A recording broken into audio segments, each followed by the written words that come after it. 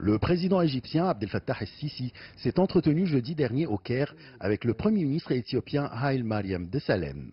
Lors de cette rencontre, les deux responsables ont insisté sur leur volonté d'éviter tout conflit autour de l'épineux dossier du barrage éthiopien sur le Nil. Le problème n'existe pas dans la construction du barrage de la Renaissance éthiopien, mais dans la durée du remplissage de son réservoir. L'Égypte est très consciente en l'importance de ce barrage pour le développement de l'Éthiopie, mais en même temps, elle craint que le remplissage de quelques 74 milliards de mètres cubes d'eau ne se fera pendant une courte durée, ce qui aurait des répercussions néfastes à la vie en Égypte. L'Égypte craint une réduction du débit du fleuve dont elle dépend à 90% pour son approvisionnement en eau. Elle insiste sur ses droits historiques sur le Nil, garantis par les traités de 1929 et 1959. Ces traités accordent près de 87% du débit du fleuve à l'Égypte et le Soudan.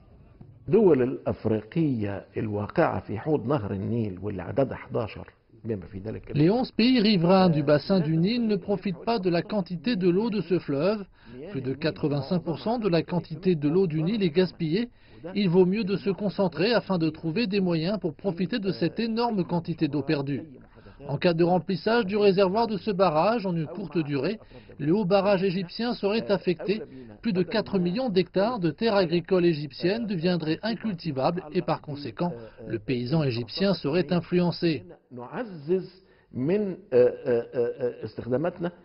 Pour l'Éthiopie, ce barrage dont la construction doit s'achever en 2018 aura une capacité de production électrique de 6000 MW. Il contribuera à développer l'agriculture ainsi que le potentiel hydroélectrique d'un pays qui manque d'énergie. L'Égypte est consciente de la nécessité et de l'importance de ce barrage pour l'Éthiopie, surtout sur le plan de la génération de l'énergie.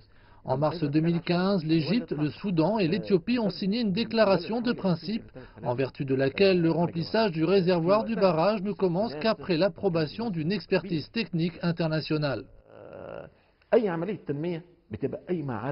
Lors d'une conférence de presse conjointe, El-Sisi a qualifié la visite du Premier ministre éthiopien de signe clair de la détermination des deux pays à surmonter tous les obstacles. Quant à M. Desalegn, il a insisté sur l'idée que ce grand fleuve ne doit jamais être un objet de compétition, de méfiance et de conflit.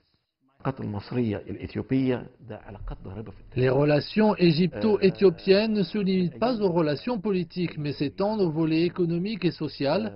L'Égypte investit plus de 2 milliards de dollars en Éthiopie.